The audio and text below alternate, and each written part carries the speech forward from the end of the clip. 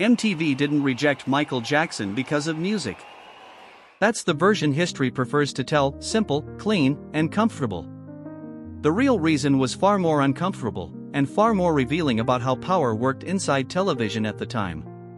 When MTV launched in the early 1980s, it wasn't designed as a neutral platform. It was a gate. And like all gates, it was built to control who passed through and who didn't. Behind the branding, the logos, and the promise of a new era, MTV was quietly enforcing an old rule: this space was not meant for everyone. Michael Jackson was already successful when MTV appeared. He wasn't unknown. He wasn't unproven. Thriller era momentum was building, his records were selling, his name was recognized. And yet, when his videos were submitted to the network, the response was hesitation, followed by silence. The excuse came quickly: this isn't our format. Our audience wouldn't relate. We're a rock channel. On the surface, it sounded technical, neutral, almost reasonable. But behind closed doors, everyone understood what those phrases really meant. MTV was branding itself as modern, but its definition of modern had limits. Visuals, faces, bodies. Michael Jackson did not fit the image the network wanted to project to advertisers and viewers it believed were watching. What made this standoff dangerous wasn't just exclusion, it was timing. MTV wasn't yet powerful enough to ignore major artists, but it was confident enough to believe it could shape taste rather than follow it.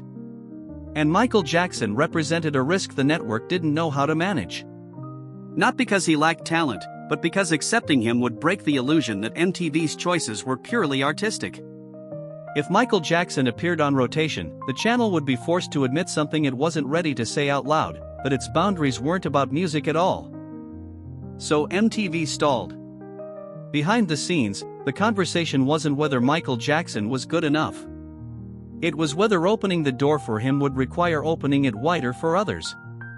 The fear wasn't one video. It was precedent. Because once a rule is broken on television, it becomes visible. And once it becomes visible, it becomes difficult to defend.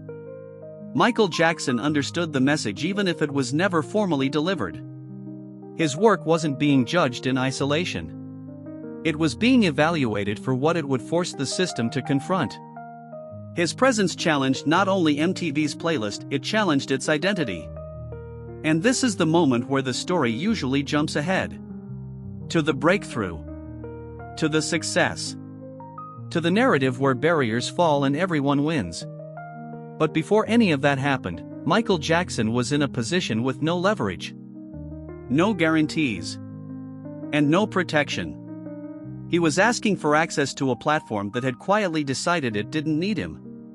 What changed next wasn't an act of fairness. It was an act of pressure. And it would permanently alter the balance of power between artists, television, and the illusion of choice that networks had spent years carefully constructing. Pressure didn't arrive as a protest or a public scandal. It arrived quietly, through money, risk, and the kind of leverage television pretends doesn't exist. MTV could ignore Michael Jackson. What it couldn't ignore was the machinery behind him. By the time the standoff reached its peak, Michael Jackson was no longer just an artist asking for airtime. He was attached to massive sales, powerful executives, and a growing realization inside the industry: refusing him wasn't neutral, it was expensive. And expense changes conversations faster than morality ever does. The turning point didn't come from MTV reconsidering its values. It came from the people who funded the system reminding the network who ultimately benefited from taste. Record labels understood that MTV needed content just as much as artists needed exposure. And Michael Jackson represented something the channel had underestimated: inevitability. Still, acceptance didn't look like surrender. When MTV finally began airing his videos, it wasn't framed as a correction. It was framed as an exception. As if Michael Jackson were a special case, not evidence of a larger contradiction. The network protected its image by pretending its rules were intact, even as they bent them. This distinction mattered. By treating Michael Jackson as an anomaly rather than a shift, MTV avoided accountability. It could say, "This is one artist, not a pattern. One success, not a precedent." That framing allowed the channel to maintain control while appearing progressive on the surface. But the audience saw something else. Viewers didn't watch Billie Jean or Beat It as exceptions. They watched them as statements. Not just about music, but about visibility, presence, authority. Michael Jackson wasn't just on MTV, he commanded it. And once audiences responded, the network's leverage weakened. This created a new imbalance. MTV had built its power on the idea that it decided what mattered. Michael Jackson exposed the opposite truth, that when audience demand becomes overwhelming, gatekeeping turns into liability. The network could either adapt or be revealed as obsolete far earlier than planned. What followed was careful rewriting of history. MTV repositioned itself as a champion of diversity, innovation, and change. The initial resistance disappeared from official narratives. What had once been hesitation was reframed as curation. What had been exclusion was rewritten as timing. Michael Jackson didn't receive an apology. He received normalization. And that normalization came with conditions. The door was now open, but only because Michael Jackson had proven he could draw audiences in numbers the network couldn't afford to ignore. This wasn't inclusion. It was recalculation. A system adjusting to a variable it failed to contain. The most important consequence wasn't that Michael Jackson was finally played. It was that MTV learned it could no longer pretend neutrality while exercising control. The gate had cracked. And once a gate cracks on television, every artist who follows can see exactly where it broke and who was forced to break it. The industry likes clean endings. It prefers stories where resistance turns into progress and progress turns into credit. But the real consequence of MTV's decision didn't settle into a victory. It reshaped the rules in a far quieter, far more permanent way. Once Michael Jackson broke through, MTV couldn't close the door again. But it learned how to redesign the doorway.